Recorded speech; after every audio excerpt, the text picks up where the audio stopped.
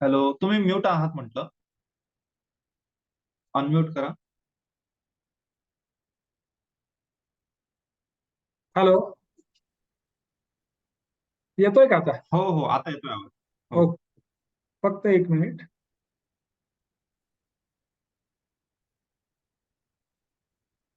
हो.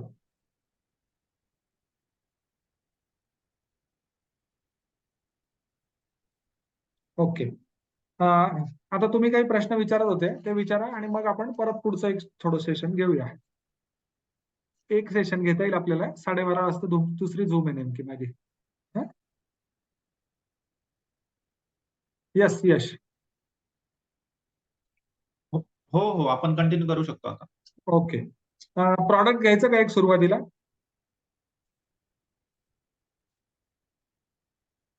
समजवायला सोपं जाईल तुम्हाला, म्हणजे एकदा का लीड जनरेट झाली की हो पॉलिसी हो. कुठली विकायची आपल्याला हे माहित पाहिजे ना. Okay sir. प्रॉडक्ट हा, घेऊया. एक्झॅक्टली. आता आपल्याला पॉलिसीजचे प्रकार समजून घ्यायचे आहेत. नंतर लीड जनरेट आपण म्हणजे पॉलिसीचा प्रोसेस नंतर करूया, पण पॉलिसीचे प्रकार समजून, जसं की काहींना फक्त ऍक्सिडेंट चाच हे पॉलिसी हवी असते. सांगतो सगळं. ओके. रेडी? बघा मित्रांनो, जर पॉलिसी पीपीटी असेल तर पीपीटी शेअर केली तर बेटर होईल सर. सगळं टाकतो, पीपीटी पण शेअर करतो. ओके. 1 मिनिट. बघा, आपल्याकडे ना वेगवेगळ्या प्रकारचे प्रॉडक्ट आहे. केअर हेल्थ इन्शुरन्सची आधी तुम्हाला माहिती देतो, त्यानंतर म्हणजे कंपनीची माहिती 2 मिनिटात घेऊया आपण, आणि मग कंपनीचे प्रॉडक्ट्स काय ते पण आपण माहिती घेऊया. आता केअर हेल्थ इन्शुरन्स ही टोटली इंडियन कंपनी मित्रांनो, इंडियन व्हेंचर आहे. अनेक बँकांबरोबर आता टायअप आहे. तुम्ही जर विचारलं की ओनर कोण आहे केअर हेल्थ इन्शुरन्सचा, तर ते सांगणं कठीण आहे, कारण व्यक्ती नाहीये, संस्था आहे. ठीक आहे ना, एक व्यक्ती नाहीये कुठलाही. अनेक बँक्स पण याच्यात पार्टनर्स आहेत, 8 बँक आहेत जवळजवळ, आणि बाकी वेगवेगळ्या संस्था आहेत ज्यांनी फंडिंग दिलेलं आहे. सो अशा सगळ्या मिळून टोटल इंडियन कंपनी, मात्र याच्यात फॉरेन इन्व्हेस्टर कोणीही नाही. आणि विशेष म्हणजे 2012 साली सुरू झालेली ही कंपनी, तुम्ही लिहून घ्या, 2012 साली सुरू झालेली असले 11वं वर्ष सुरू आहे आता, 10 वर्ष पूर्ण झाले. 38 कोटी हा पहिल्या वर्षाचा रेव्हेन्यू होता कंपनीचा. आज मागच्या वर्षाचा रेव्हेन्यू जवळजवळ 5,400 करोड वर पोहोचलेला आहे. सो खूप प्रचंड ग्रो होते ही कंपनी. आणि किती प्रॉडक्टची रेव्हेन्यू किती होता मागच्या वर्षाचा? 5,400 करोड रुपये होता. ओके. ओके. हा, 1 मिनिट, मी एक पीपीटी शोधतोय प्रॉडक्टच्या संदर्भातली. हो.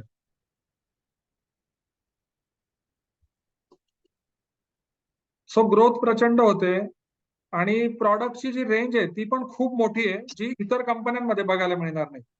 स्टार हेल्थ ही पहिली कंपनी होती हेल्थ इन्शुरन्स सेक्टर मधली. थोडं हेल्थ इन्शुरन्सची पण आपण माहिती घेऊया, हिस्ट्री थोडीशी. पण आज घडीला स्टार हेल्थकडे 14,500 कॅशलेस हॉस्पिटल नेटवर्क आहे.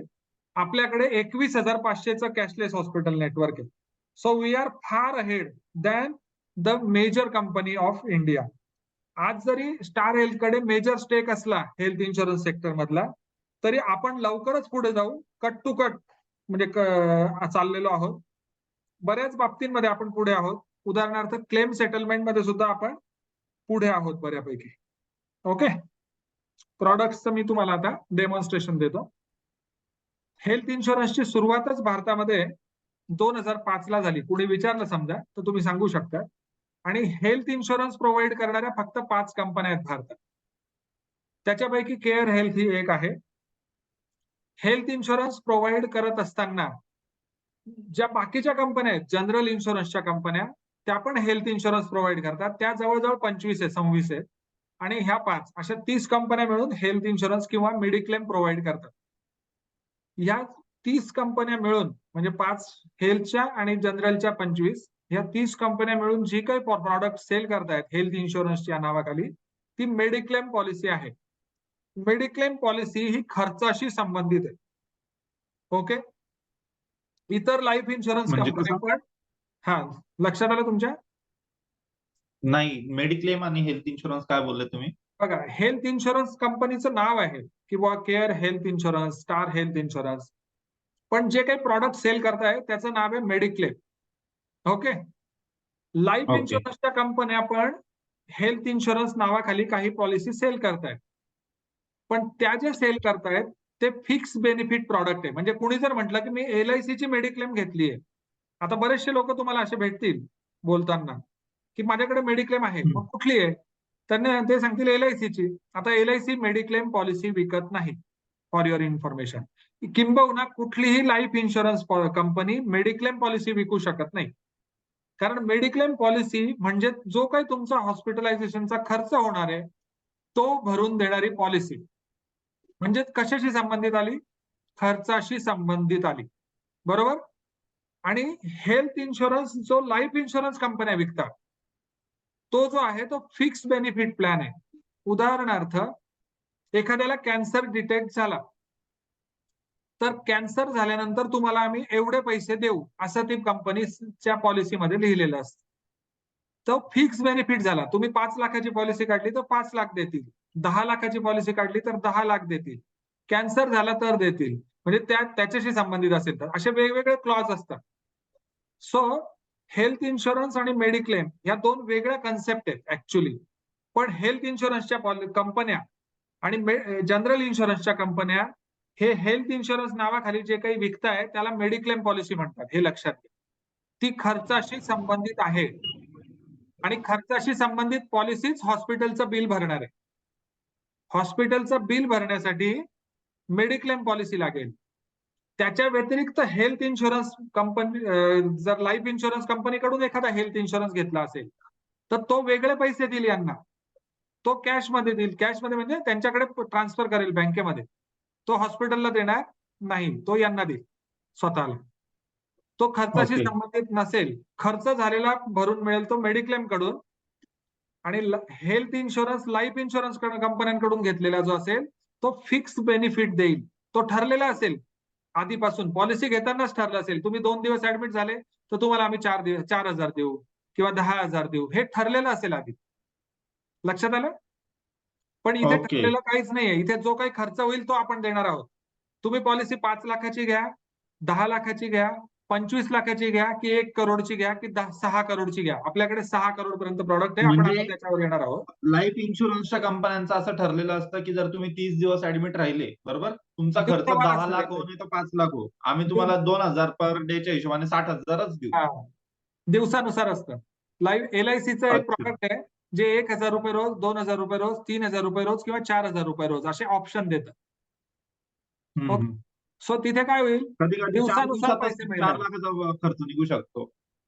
नाही, 4,000 रुपये पर डे मध्ये तुम्ही जेवढे दिवस हो ना. मग ऍडमिट आहेत. आता इथं आपल्याला क्लायंटला समजून सांगताना हे सांगावं लागेल की LIC बाकीच्या जनरल इन्शुरन्सच्या कंपन्या आहेत, तर त्यांच्याकडून जर तुम्ही पॉलिसी काढणार तर तुम्हाला अशा प्रकारे लॉस होऊ शकतो. कधी कधी तुम्हाला 4 दिवसातच 4 लाखाचा पेमेंट करावं लागणार, तर ते तुम्हाला 4,000च्या हिशोबाने 16,000च ट्रान्सफर करतील. हा, त्याचा आणि याचं कंपॅरिझनच होत नाही, वेगवेगळ्या प्रॉडक्टच आहे. पण आपण कंपॅरिझन मध्ये स्वतःहून घुसायचं नाही केव्हाही, लक्षात ठेवा. हे मार्केटिंगची स्ट्रॅटेजी आपली. आपण मार्केट म्हणजे याच्यामध्ये कंपॅरिझन मध्ये केव्हा जायचं? जेव्हा समोरच्याने विषय काढला त्याच वेळेस आपण कंपॅरिझन करायची, अन्यथा करायची नाही. नोट डाऊन करा, नाही तर मग कसं आहे, क्लायंट अजून डिटेलमध्ये घुसतात. जास्त त्यांनी विचारलेल्या ते अजून प्रश्नांची जास्त रिसर्चर उत्तर बनतात. द्यायची. हा, तुम्हाला मी ट्रेनिंग देतोय, आपल्याला टोटली ट्रेनिंग द्यायचं नाही. त्याच्यामुळे त्यांना आपल्या त्याच्याने आपल्याच वेने घेऊन जायचंय. बरोबर हो, बरोबर. हो. भाग्यश्री, आपल्या गाडीत बसवून किंवा त्यांच्या गाडीत जरी बसलो तरी स्टेअरिंग आपल्या हातात घ्यायचंय आपल्याला नंतर. ठीक आहे. हा, सो तुम्हाला फरक समजला पाहिजे आधी की समोरून जर कोणी सांगितलं की माझ्याकडे लाईफ इन्शुरन्स कडून घेतलेली ही पॉलिसी आहे, ती मी मेडिक्लेम म्हणून वापरेल, मी कशाला तुमची वेगळी घेऊ? त्यावेळेस तुम्हाला हे सांगता आलं पाहिजे की सर ती खर्चाशी संबंधित नाही, ती कशाशी संबंधित आहे? फिक्स बेनिफिट आहे. अमुक आजार झाला एवढे पैसे देऊ, तमुक आजार झाला तेवढे पैसे देऊ. उदाहरणार्थ, एक मिनिट, नयन सिंगची एका मीटिंग मध्ये थोड्या वेळात करतो तुम्हाला, चालेल ना? हो. तर आपण जी काही पॉलिसी विकणार आहोत ती खर्चाशी संबंधित पॉलिसी असणार आहे, एवढं लक्षात घ्या. सो जो खर्च होईल तो आपण देणार आहोत. मग तुम्ही कस्टमरनी 5 लाखाची पॉलिसी घेतलेली असो किंवा 6 करोडची पॉलिसी घेतलेली असो, जेवढा खर्च होईल तेवढाच मिळेल. समजा 25,000 खर्च आला तर 5 करोड वाल्या पॉलिसी होल्डरला जास्त पैसे मिळतील का? नाही. 5 लाख वाल्याला जे कमी मिळतील का? नाही. सगळ्यांना सारखेच पैसे मिळतील. हा, थोडंफार कटिंग जे आहे ते वेगळं असू शकतं, पण 500-1000 रुपयाच्या फरकापेक्षा जास्त फरक पडणार नाही. एवढं लक्षात घ्या. ठीक आहे. आता मेडिक्लेम पॉलिसी विकताना किंवा किंबहुना कस्टमरला सांगायचं की विकत घेताना एकच ब्रीदवाक्य लक्षात ठेवा, की आमचे सर नेहमी हेच सांगता म्हणा, असं सांगायचं वरतून, की एकच ब्रीदवाक्य आहे मेडिक्लेम पॉलिसी घेताना, अर्ली इज बेटर. काय? Early is better, bigger is more better. जेवढी पॉलिसी लवकर घ्याल तेवढं चांगलं आहे तुमच्यासाठी, आणि जेवढी मोठी घ्याल तेवढं जास्त चांगलं आहे. याचं कारण असं आहे मित्रांनो, की लवकर घ्याल म्हणजे तुमचे तब्येत तुमच्या हातामध्ये नाही, आणि मेडिक्लेम पॉलिसी ही केवळ पैशाने विकत घेता येत नाही. तब्येत पण चांगली लागते. लक्षात घ्या. केवळ पैसे भरले म्हणून पॉलिसी मिळत नसतात. कुठल्याही मेडिक्लेम असो, लाईफ इन्शुरन्स असो. तुमची तब्येत चांगली असेल, तब्येत परमिट करत असेल तरच पॉलिसी मिळेल तुम्हाला ती. सो आज तुमची तब्येत जी काही आहे, मागे तर आपण जाऊ शकत नाही, आज जे काही आहे त्याच्यामध्ये अजून वर्सच होऊ शकते तब्येत, त्याच्यापेक्षा चांगली तर होणार नाही अजून काही. सो जे आजार तुम्हाला आज झाले त्या आजारांसकट जी काही पॉलिसी मिळते ती घेऊन टाका. Early is better.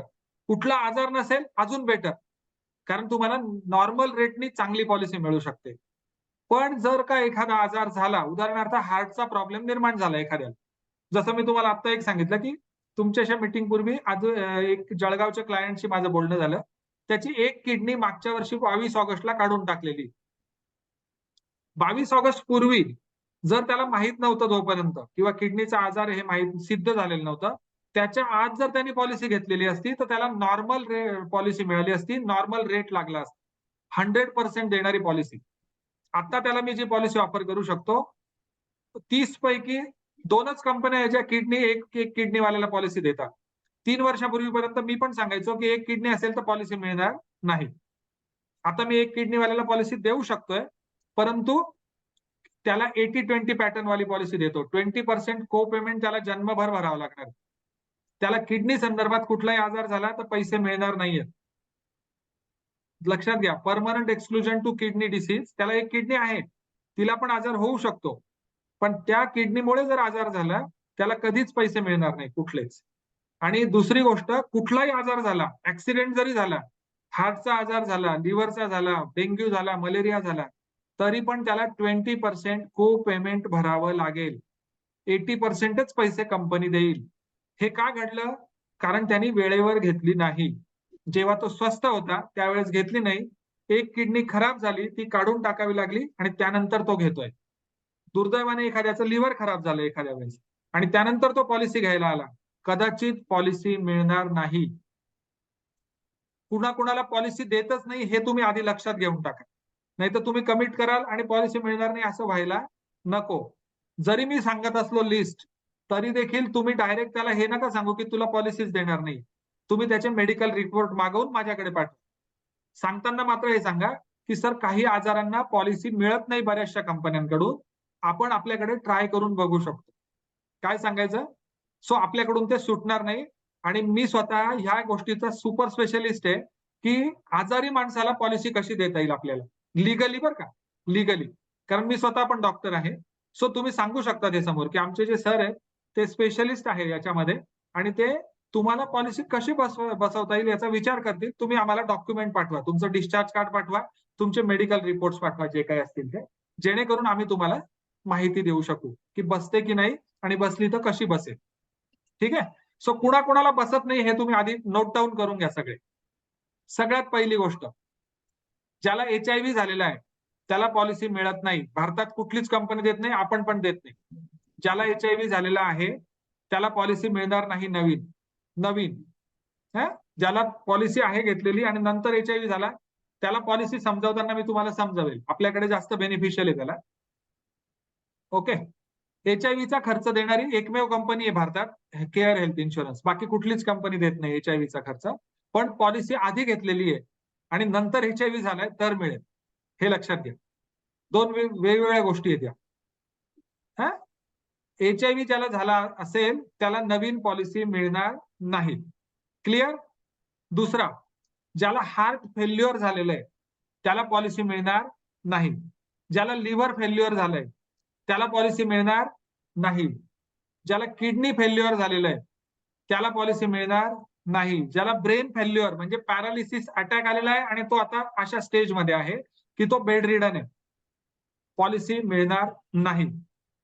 किंवा ज्याला पॅरालिसिसचा अटॅक येऊन गेलेला आहे आणि आता तो सुदृढ स्थितीत आहे, अशा व्यक्तीला त्याला आपण देऊ, पण त्याला कंडिशन्स असतील काही. ज्याला पण आजार झालाय ना त्याला काही कंडिशन्स असतील, एवढं लक्षात ठेव. हा, जो नॉर्मल आहे, Okay. ज्याला कुठलाच आजार नाही. पहिले 6 प्रश्न मी तुम्हाला सांगितले होते हेल्थ संदर्भातले. कोणी रिपीट करू शकेल का ते प्रश्न? लिहिले असतील तर वाचून सांगू शकतात अगदी. हेल्थ संदर्भातले 6 प्रश्न मी तुम्हाला विचारायला सांगितले. याच्यात सगळी हेल्थ हिस्ट्री येते त्यांची, एकही प्रश्न शिल्लक राहत नाही. आणि हे जनरल ट्रेनर समजावू शकत नाही. ऍज अ डॉक्टर म्हणून मी तुम्हाला जास्त चांगलं समजावू शकतो ही गोष्ट. आहे का कोणी लिहिलेले आहेत किंवा कोणाला आठवत आहेत 6 प्रश्न हेल्थ संदर्भातले? भाग्यश्री मॅडम बोला.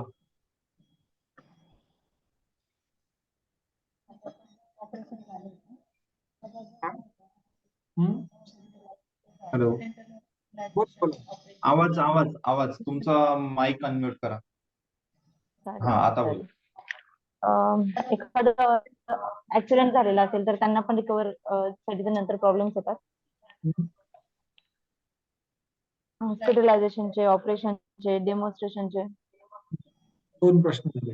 आणि पहिले 2 पॉईंट तुम्हाला घरात कोणाला काही आजार आहे का? सगळ्यात पहिला डिसीज, एनी डिसीज लिहा. दुसरा आहे एनी घेऊन घे. मेडिकेशन. जरी त्यांनी म्हटलं डिसीज नाहीये तरी विचारा मेडिकेशन आहे का. कधी कधी ते सांगतात डिसीज नाहीये, मेडिकेशन विचारलं की सांगता आम्हाला ब्लड प्रेशरच्या गोळ्या चालू. समजलं तुम्हाला? गोळ्या का चालू आहेत? कारण डिसीज आहे. पण मेडिकेशन डिसीज म्हणजे काय? आता तुम्ही काही डिसीजला गोळ्या काय कंटिन्यू म्हणतात? खातायत का? महिन्यापासून, 2 औषधाला हो म्हणतात. महिन्यापासून, वर्षभरापर्यंत?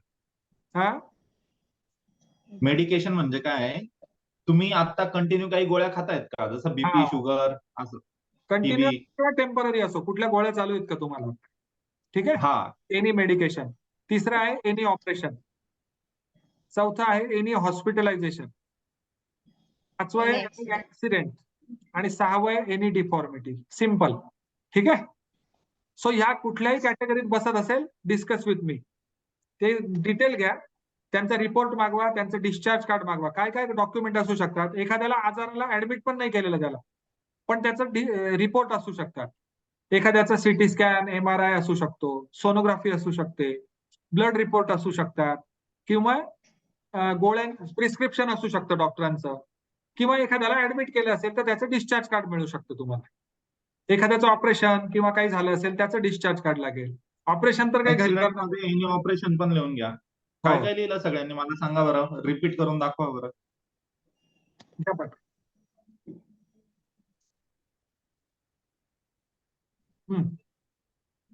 सांगा. भाग्यश्री मॅडम बोला. दीपाली, स्वाती मॅडम. हे बघा, एनी डिसीज. ते रिपीट करायचे फक्त. आवाज कमी येतोय. हो हो. जे आता 4 पॉइंट्स त्यांनी सांगितलं ना, any hospitalisation, any disease, any medicine. या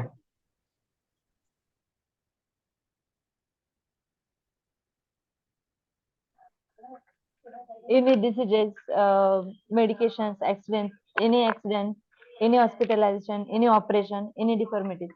परफेक्ट भाग्यश्री, परफेक्ट. आता हे तू सगळ्यांना समजवू शकतेस, बरोबर? बिलकुल. आणि हे पण आपण विचारायचे. विचारलं पाहिजे ना सर, की तुमच्या फॅमिलीमध्ये कोणाला म्हणजे जे म्हणतात ना, आधीपासून एक आजार चालत आलेला आहे, काय म्हणतात त्याला? अनुवांशिक आजार. बघा, Genetic. हा, अनुवांशिक. हा, पॉलिसी काढताना हे जे 6 प्रश्न सांगितले ना, हे महत्वाचे आहेत मेडिकल हिस्ट्री जाणून घेण्यासाठी.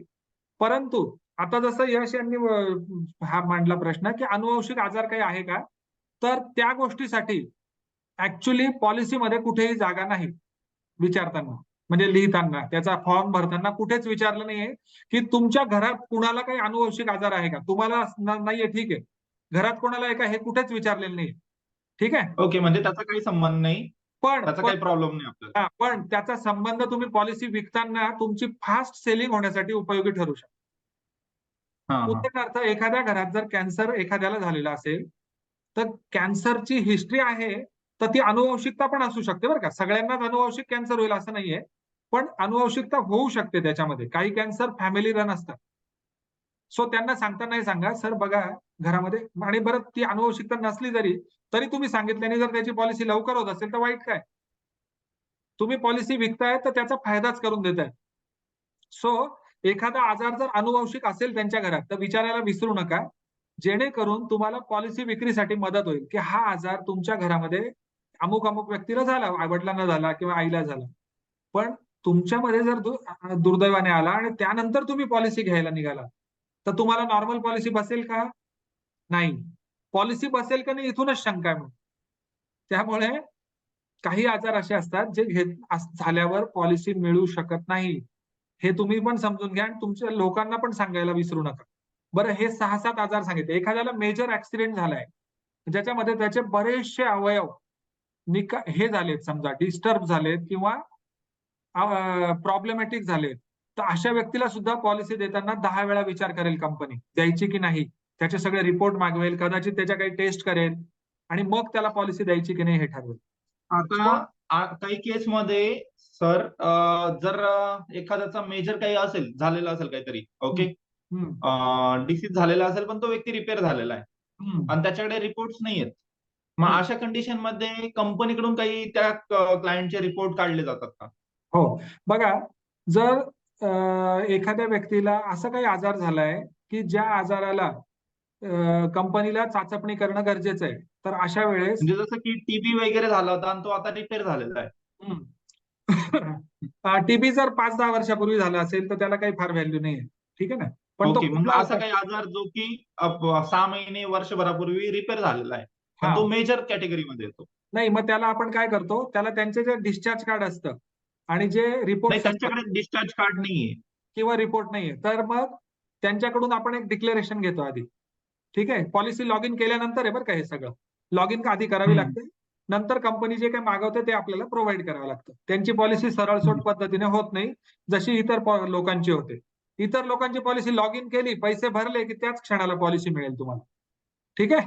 त्याला पण मेलवर जाईल, तुम्हाला पण मिळेल, तुम्ही पण त्याला व्हॉट्सअपला टाकून द्या. पण जो नॉर्मल नाही किंवा जो 65 वर्षाच्या वरती, 61 वर्षाच्या वरती, इतर कंपन्या 45च्या पुढे मेडिकल टेस्ट करतात. आपल्याकडे 65च्या पुढे मेडिकल टेस्ट लावतो आपण, कधी कधी 61च्या पुढे. पण टेलिकॉलिंग 61च्या पुढे टेलिकॉलिंग होतं आपल्याकडे किंवा 56च्या पुढे होतं काही लोकांना. पण आपल्याकडे खूप लिबरल पॉलिसी आहे. बऱ्याच लोकांना विदाऊट इन्व्हेस्टिगेशन आपण देतो पॉलिसी. काही कंपन्या 75 नंतर नवीन पॉलिसी देत नाही, आपण त्या पण देतो. 100 वयापर्यंत आपण पॉलिसी देतो, ठीक आहे. आपण 91 दिवसाच्या मुलापासून तर 100 वयाच्या व्यक्तीपर्यंत पॉलिसी देऊ शकतो. पण 91 दिवसाचं मूल झालं आणि 5 वर्षापर्यंत हे आई वडिलांसकट देतो आपण. आई किंवा वडील एकाची तरी पॉलिसी त्याच्या बरोबर करावी लागेल, नुसती त्याला देणार नाही. पण 5 वर्षाच्या वरील मुलांना आपण सेपरेट पॉलिसी सुद्धा देऊ शकू, प्रोव्हाइडेड त्याच्या आईची किंवा वडिलांची कुठेतरी पॉलिसी आहे. डायरेक्ट पण देऊ, पण का घेतोय तो, फक्त मुलासाठी का घेतोय, तर तिथे काही काळा बाजार नाही ना, हे बघणं आपलं काम आहे ऍज अ अंडर रायटर, ठीक आहे ना. सो वाईड रेंज आहे आपल्याकडे. आता आपण प्रॉडक्टवर जे चर्चा करायला येतोय ते यासाठीच येतोय की रेंज वाईड आहे. 91 दिवसाचा म्हणजे 0 वर्षाचा मुलगा आहे. सो 91 दिवसापासून तर 100 वयापर्यंतच्या बऱ्याच व्यक्तींना आपण पॉलिसी देतो. बऱ्याच आजारांना सुद्धा आपण पॉलिसी देतो. बरेचसे लोक देत नाहीत. काही कंपन्या ज्यांची बायपास सर्जरी झाली आहे, आता मी तुम्हाला हार्ट फेल्युअर सांगितलं, त्याचा अर्थ बायपास झालेला किंवा अँजिओप्लास्टी झालेला नाही. हार्ट फेल्युअर हे वेगळा आजार आहे, ठीक आहे. तो कधी रिपेअर न होणारा आणि पुढे पुढे सरकणारा आजार आहे. एखाद्याला जलोदर झालाय तर तो कुठल्या कारणामुळे झालाय, म्हणजे असायटिस म्हणतात त्याला इंग्लिशमध्ये. तो जर झालाय तर तो कुठल्या कारणामुळे झालाय. जर तो लिव्हर फेल्युअरमुळे झाला असेल तर त्याला पॉलिसी मिळणार नाही. पण तो दुसऱ्या काही कारणामुळे झालाय टेम्पररी, तर त्याला कदाचित आपण देऊ शकू काही रिस्ट्रिक्टेड गोष्टींसकट. सो आजारी माणूस आला की 2च गोष्टी करायच्या तुम्ही काय करायचे, त्याचे रिपोर्ट मागवायचे त्याचं डिस्चार्ज कार्ड मागवायचं आणि ते मला पाठवायचं आणि फोन करायचं. मला व्हॉट्सअपला किंवा मेलवर कुठलीही गोष्ट जर तुमच्याकडून कुणीही पाठवत असेल तर फोन केल्याशिवाय मला ते दिसणार नाही, कारण माझ्याकडे ते 10,000 मेसेज व्हॉट्सअपला दिवसाला येत असतात. मी सगळे बघू शकत नाही किंवा माझे म्हणजे जे काही असिस्टंट आहेत ते पण बघू शकत नाही. त्यामुळे मला फोनच करायचा. काही टाकलं ना की लगेच फोन करा, मी लगेच आन्सर देईल किंवा नंतर तरी देईल थोड्या वेळाने, जर मी एंगेज असेल तर. वन ठीक डे बेबी कव्हर नाही होत का आपल्याकडे? काय? वन डे बेबी म्हणजे डिलिव्हरी झाल्याच्या नंतर पासून तिथनं स्टार्ट होत नाहीत का आपल्याकडे? वन डे तो बेबी प्लॅन नाहीये का भारतात, आपला? वन डे बेबी भारतात कुठलीही पॉलिसी नवीन कव्हर करू शकत नाही, करत नाही आजपर्यंत. नाही ना सर, ऍज अ कम्पेअर जर का आपण दुसऱ्या पॉलिसीजला केलं ना, तर बाकीच्या पॉलिसीज आपल्याला वन डे कव्हर जसं की अगोदर काढलेली असते, डिलिव्हरीच्या अगोदर जर का त्यांची पॉलिसी काढलेली असते तर वन डे बेबी त्याच्यात कव्हर होतं. चांगला प्रश्न विचारलाय आणि भाग्यश्री, डिलिव्हरी वगैरे पण आपल्या याच्यामध्ये. चांगला प्रश्न विचारलाय. आपल्याकडे 4 पॉलिसी अशा आहेत की ज्या, एकच मिनिट. हॅलो हॅलो, हा मीटिंग सुरू आहे, 12:30 वाजता चालू करूया. ठीक आहे, हो हो, झूम मीटिंग आहे, चाल 12:30 चालू करू. हो हा, आता कुठल्या मुद्द्यावर होतो आपण? भाग्यश्रीने विचारलेल्या प्रश्नावर. सो भाग्यश्री चांगला प्रश्न विचारलाय. प्रश्न जेवढे विचाराल तेवढा तुम्हाला नॉलेज जास्त मिळणार आहे केव्हाही, लक्षात घ्या. आपल्याकडे 4 प्रॉडक्ट असे आहेत की जे वन डे बेबी कव्हर करतात, पण जे जन्मलेलं नाहीये मूल, अशा मुलाला कव्हर करतो आपण. जन्मल्यानंतर पण पहिल्या दिवसापासून कव्हर करू, पण जन्माच्या आधी त्याच्या आई वडिलांनी पॉलिसी घेतलेली असली पाहिजे. त्याच्यात ते मूल नाहीच आहे असे, त्या मुलाचं नावही नाहीये पॉलिसीमध्ये, फक्त जन्मल्याबरोबर त्याला आपण कव्हर करतो आई बरोबर. आईची नावावर तशी पॉलिसी जर असेल किंवा फॅमिलीसाठी तशी पॉलिसी घेतलेली असेल तर ते मी योग्य पॉलिसी आल्यानंतर तुम्हाला समजावेल. पण नवीन बाळ जन्माला आल्यानंतर त्याला जेव्हा कव्हर द्यायचंय त्याच्या नावासकट, तर ते 91 दिवसानंतरच भारतामध्ये कव्हर होतं. भारतात कुठलीही कंपनी 91 दिवसाच्या आत कव्हर करत नाही नवीन जन्मलेल्या बाळाला. ठीक आहे, एवढं क्लिअर झालं. फक्त आईची अशी काही पॉलिसी असेल की ज्याच्यात बाळ जन्माला आल्यावर त्याला कव्हर मिळू शकतं, नाव नसलेल्या पॉलिसीत, नाव नसलेल्या बाळाला, तर अशा आपल्याकडे 4 प्रॉडक्ट आहेत. ओके, ते प्रॉडक्ट समजवताना समजवू आपण निश्चितच. हा भाग्यश्री, हा प्रश्न लिहून ठेव आणि हा मला विचार. बिकॉज खूप छान असा क्वेश्चन आहे. बऱ्याच मुलांना, जन्मलेल्या बाळांना नंतर 2-3 महिन्यानंतर आजार दिसायला सुरुवात होते. आणि जर जन्मताच काही लहान मुलांना काहीतरी आजार असतात, जसं की हृदयाला हे आहे, गोल वगैरे असं तसं, ते पण कव्हर होतात का? हे पण चांगला प्रश्न विचारलाय यश. बघा, काही आजार कव्हर होतात, काही आजार कव्हर होत नाही. जन्मजात विकृती ज्या आहेत त्या कधीच कव्हर होत नाही. जन्मजात विकृती, हृदयाला होल असणं ही जन्मजात विकृती आहे. ठीक आहे, जनरली हृदयाला होल असतंच. बाळ जेव्हा पोटात असतं तेव्हा हृदयाला होल असतंच, त्याच्याशिवाय ते बाळ पोटात जगू शकत नाही आईच्या. पण जेव्हा ते आईच्या पोटातून बाहेर येतं तोपर्यंत ते होल बुजलं जायला पाहिजे, है ना. तर ते काही लोकांचं बुजलं जात नाही. उदाहरणार्थ तुम्हाला देतो, मधुबाला नावाची ऍक्टर होती खूप मोठी, माहिती असेल तुम्हाला.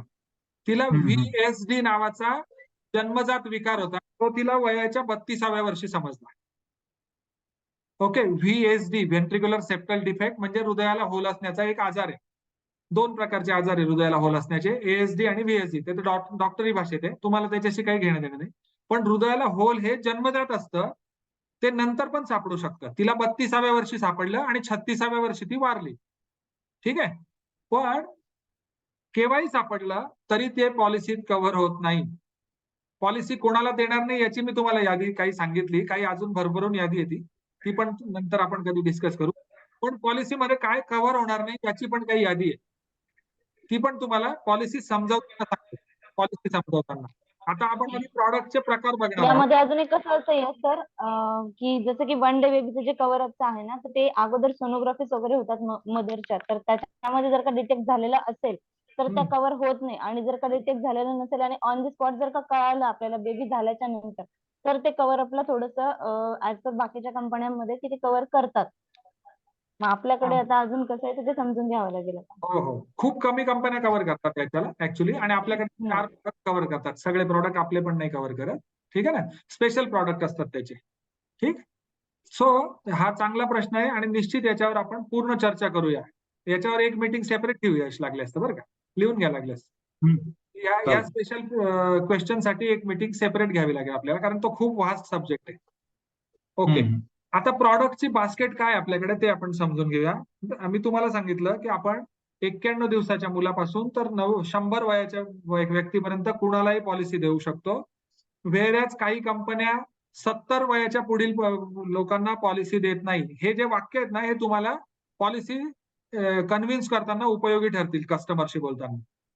हा, काही कंपन्या, इव्हन स्टार हेल्थ सुद्धा, जी नंबर 1 कंपनी मानली जाते आज भारतामध्ये, ती सुद्धा 75 वयाच्या पुढे नवीन पॉलिसी देत नाही. For your kind information. आणि आपल्या बऱ्याचशा पॉलिसी 99% प्रॉडक्ट जे आहेत आपले, हे 100 इयर्स अँड अबाऊ माणसाला सुद्धा आपण रिन्युअलला देतो. रिन्युअल जन्मभरासाठी आहे, म्हणजे तो 120 वर्षाचा झाला तरी आपण रिन्युअल देऊ त्याला. लक्षात घ्या, एकदा घेतला त्यांनी आणि प्रॉडक्ट. एखाद्या व्यक्तीचं वय 78 आहे आणि तो फ्रेश पॉलिसी काढायचं म्हणतोय, तर देऊ शकतो आपण त्याला. मग आपण देतो ना, 100 वयापर्यंत व्यक्तीला नवीन पॉलिसी देऊ शकतो. ओके. ओके, सो प्रत्येक व्यक्तीला देऊ शकतो आपण पॉलिसी, फक्त त्याच्या हेल्थनी परमिट केलं पाहिजे आता, है ना. हा, आता आपण प्रॉडक्ट वर जाऊया मित्रांनो. प्रॉडक्टचं बास्केट आहे आपली. मीटिंगला 10च मिनिटं राहिलेत, आज आपल्याला संपवावं लागेल, पण आपण उद्याला परत मीटिंग घेऊ. यश, आपण ठरवू दे आणि मग सांगूया केव्हा घ्यायची ती. हो हो, चालतंय. आता 10 मिनिट आपण अजून डिस्कस करूया. मी एक पीपीटी शेअर करतोय तुमच्याशी, हो. ठीक आहे ना. दिसतंय आता Yes, स्क्रीन दिसतंय. yes. सेकंड पेज वर या.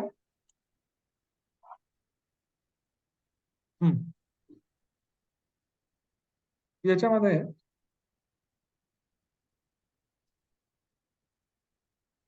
ओके, केअर हेल्थ इन्शुरन्स मध्ये प्रॉडक्ट काय काय, तर मेन प्रॉडक्ट आपले आहेत बघा. केअर नावाची पॉलिसी आहे डायरेक्ट एक आपल्याकडे. कंपनीचं नाव हे नंतर झालं केअर हेल्थ इन्शुरन्स. आधी रेलिगेअर हेल्थ इन्शुरन्स हे नाव होतं. हे पण तुमच्या कस्टमर जेव्हा विचारतील तेव्हा सांगण्यासाठी आवश्यक आहे तुम्हाला. रेलिगेअर हेल्थ इन्शुरन्स असं नाव होतं आधी. नंतर ते केअर हेल्थ इन्शुरन्स झालं, 3 वर्षापूर्वी झालं. 1 सप्टेंबर 2020 रोजी केअर हेल्थ इन्शुरन्स हे नामकरण झालं कंपनीचं. कारण मेन प्रॉडक्ट जे होतं आपल्या कंपनीचं सुरुवातीपासून अजूनही चालू आहे, त्याचं नाव आहे केअर. सो केअर ही एक पॉलिसी आहे. केअर सिनियर हा दुसरा प्रकार आहे. As the name indicates, he senior व्यक्तीसाठी आहे, 60 वर्षाच्या वरील, 61 वर्षाच्या वरील व्यक्तीसाठी, ठीक आहे.